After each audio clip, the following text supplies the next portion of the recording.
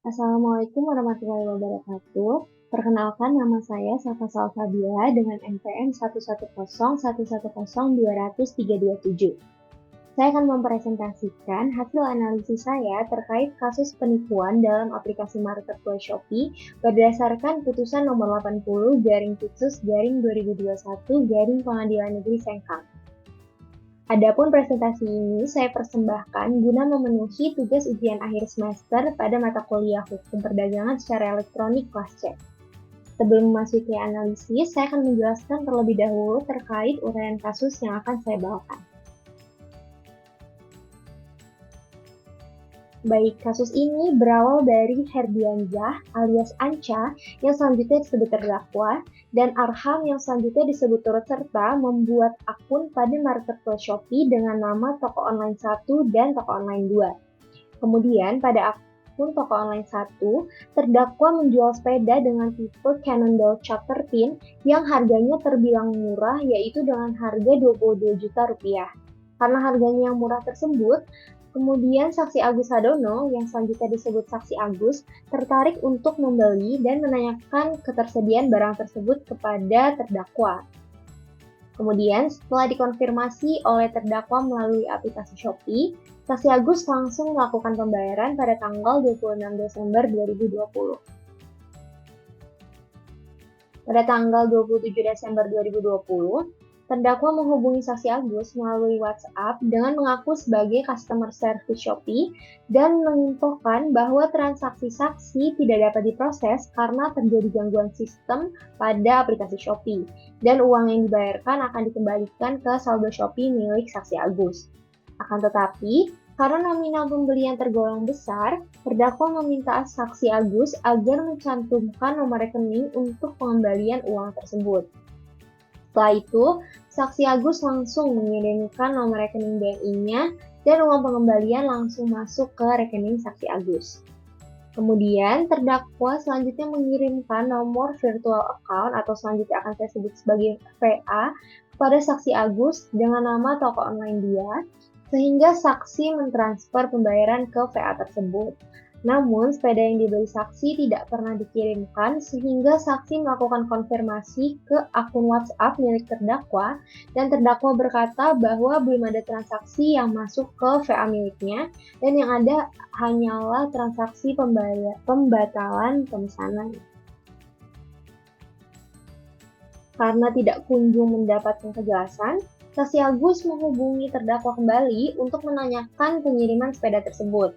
Tapi dikatakan bahwa pembayaran masih dalam proses verifikasi dan harus melakukan pembayaran ulang menggunakan dana lain karena jika tidak dilaksanakan, maka uang pembayaran saksi Agus ini akan mengendap di sistem Shopee. Mendengar hal tersebut, karena merasa curiga, kemudian saksi Agus ini akhirnya melaporkan hal ini ke pihak kepolisian. Bahwa atas kejadian tersebut, saksi Agus mengalami kerugian sebesar Rp22.351.000.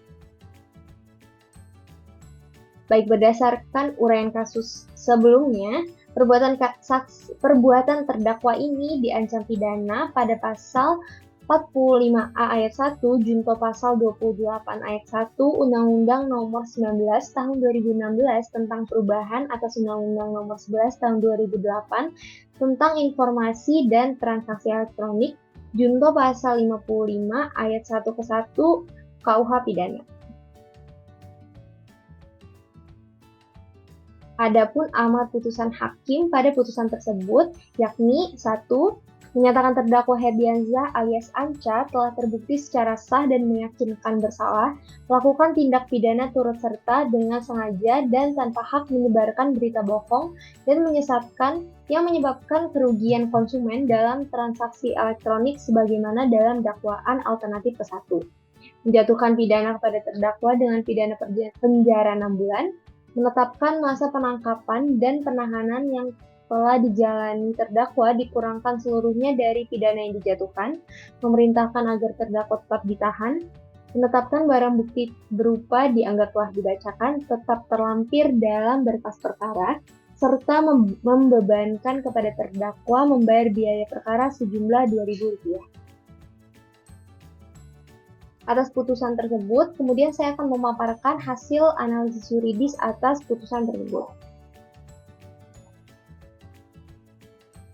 Baik, sebagaimana yang diatur dalam pasal 45A ayat 1 junto pasal 28 ayat 1 UU ITE, bahwa berdasarkan fakta hukum yang ada, terdakwa dengan turut serta sengaja membuat 2 akun pada aplikasi marketplace Shopee untuk menjual sepeda jenis Cannondale Charter Tin palsu dengan harga yang terbilang miring agar menarik perhatian pembeli. Kemudian, terdakwa juga menyamar sebagai customer service Shopee dan menghubungi saksi Agus melalui aplikasi WhatsApp dengan mengatakan bahwa transaksi saksi ini tidak dapat diproses karena terjadi gangguan sistem dan uang yang dibayarkan ini akan dikembalikan ke saldo Shopee milik saksi. Kemudian, terdakwa juga berdalih karena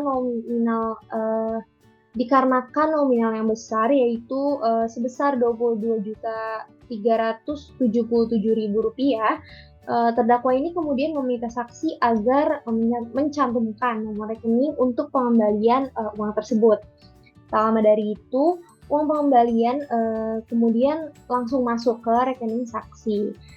Karena uang pengembalian ini dikembalikan, hal tersebut justru menumbuhkan rasa kepercayaan dari saksi Agus, sehingga terdakwa dapat lebih mudah untuk melaksanakan aksinya untuk menipu saksi Agus, yaitu dengan mengirimkan nomor VA dengan nama toko online 2 untuk lebih meyakinkan lagi, dan saksi Agus pun termakan tipu muslihat yang kemudian melakukan transfer uang ke nomor VA tersebut. Berdasarkan fakta hukum yang ada, terdakwa dan turut serta terbukti telah melakukan tindakan menyebarkan berita bohong, yakni dengan mengunggah barang jualan palsu, yaitu sepeda Cannondale Charter Tin dan harga miring yang sebenarnya tidak dimilikinya. Bahkan terdakwa sampai menggunakan foto sepeda yang diambil dari pencarian Google.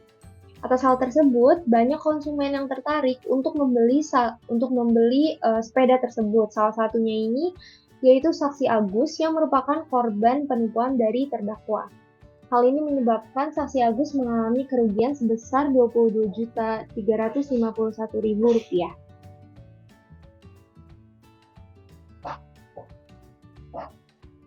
Kemudian, jika dikaitkan dengan prinsip kehati-hatian, pelaku usaha dan konsumen wajib bersikap hati-hati dalam melakukan perdagangan melalui sistem elektronik, di mana secara informasi elektronik ini sehubungan dengan bahwa segala informasi elektronik yang berhubungan dengan pelaku usaha, konsumen, barang, dan atau jasa yang menjadi objek perdagangan, serta syarat dan kondisi dari perdagangan barang atau jasa melalui sistem elektronik ini wajib kita pahami dengan baik. Gitu.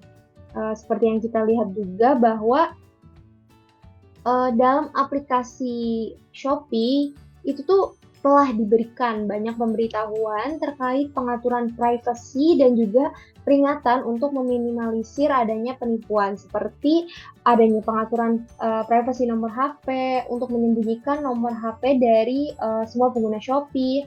Kemudian pemberitahuan bahwa seluruh transaksi ini hanya dilakukan melalui aplikasi Shopee.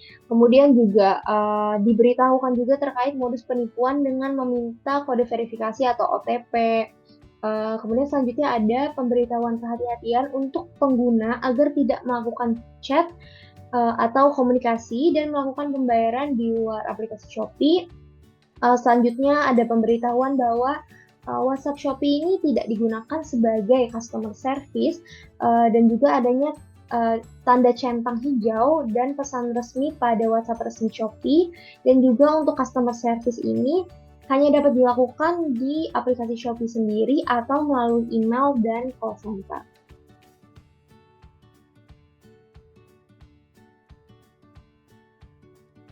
Baik, mungkin sedikit tambahan juga, meskipun pada tempus peristiwa UU PDP ini belum disahkan, namun apabila terdapat kasus serupa di masa sekarang, di mana UU PDP ini telah disahkan, jika kita kaitkan dengan pasal 4 ayat 3 huruf F UU PDP yang mana berbunyi bahwa data pribadi yang bersifat umum sebagaimana dimaksud pada ayat 1 huruf B, yaitu meliputi data pribadi yang dikombinasikan untuk mengidentifikasi seseorang.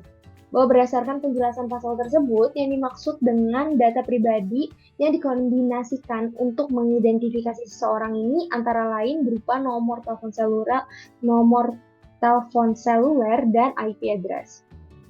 Jadi berdasarkan penjelasan tersebut, nomor telepon ini merupakan suatu data pribadi yang bersifat umum yang harus dilindungi. Maka dari itu, tindakan terdakwa ini dianggap menyalahgunakan data pribadi seseorang yang bukan miliknya dengan maksud untuk menguntungkan diri sendiri yang dapat mengakibatkan kerugian subjek data pribadi sebagaimana yang dijelaskan dalam pasal 65 ayat 1 PDP, sehingga terdakwa dapat dikenai ketentuan pidana, yakni pidana penjara paling lama 5 tahun dan atau pidana denda paling banyak 5 miliar rupiah sebagaimana yang dijelaskan dalam pasal 67 ayat 1 PDP.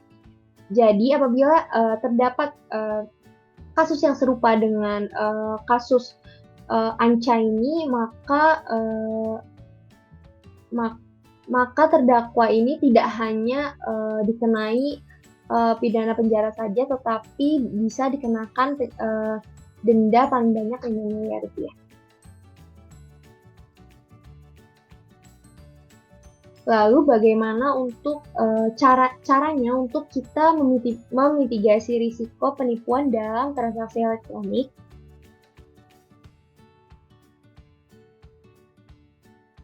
Baik, yang pertama itu menggunakan sistem COD atau cash on delivery. Kemudian yang kedua, apabila tidak memungkinkan menggunakan sistem pembayaran cash on delivery, maka konsumen ini dapat mengasuransikan juga barangnya, sehingga apabila barang tidak sampai ke tangan konsumen, maka konsumen ini dapat mengklaim garansi dari asuransi yang telah dipilih sebelumnya. Dan ini juga telah diaplikasikan pada aplikasi marketplace Shopee, yaitu dengan menggunakan asuransi yang dapat dipilih sebelum konsumen ini melakukan check out pembelian suatu barang. Kemudian yang ketiga, untuk barang mewah atau barang branded, hendaknya membeli barang di official store dan tidak termakan harga murah atau harga promo. Dan yang terakhir, atau bisa kita bilang hal yang terpenting, yaitu tidak melakukan komunikasi dengan pihak pembeli di luar aplikasi marketplace.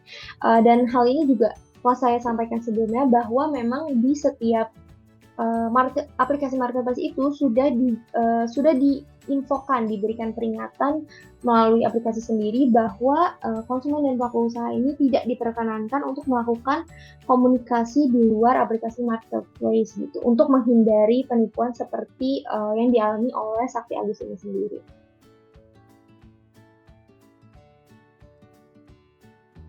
Baik, adapun kesimpulan yang dapat saya ambil dari kasus penipuan ini yaitu bahwa terdakwa ini terbukti telah melanggar pasal 45A ayat 1 junto pasal 28 ayat 1 UU ITE, yaitu dengan menyebarkan berita bohong dan menyesatkan, yakni dengan melakukan penipuan atas penjualan sepeda yang dilakukan melalui aplikasi marketplace Shopee, sehingga menyebabkan kerugian kepada konsumen atau saksi Agus ini sebesar Rp22.351.000.